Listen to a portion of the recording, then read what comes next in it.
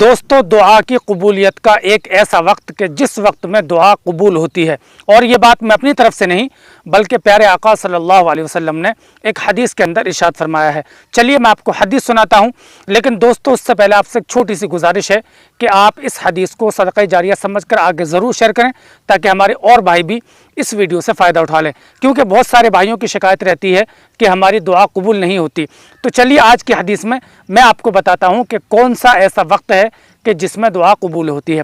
اللہ کے نبی صلی اللہ علیہ وسلم ایک حدیث کے اندر ارشاد فرماتے ہیں کہ اذان اور اقامت کے درمیان میں دعا قبول ہوتی ہے۔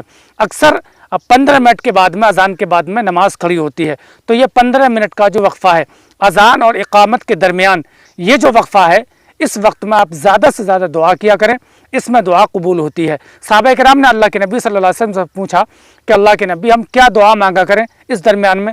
تو اللہ کے نبی نے فرمایا کہ دنیا اور آخرت کی اللہ تعالیٰ سے عافیت مانگا کرو۔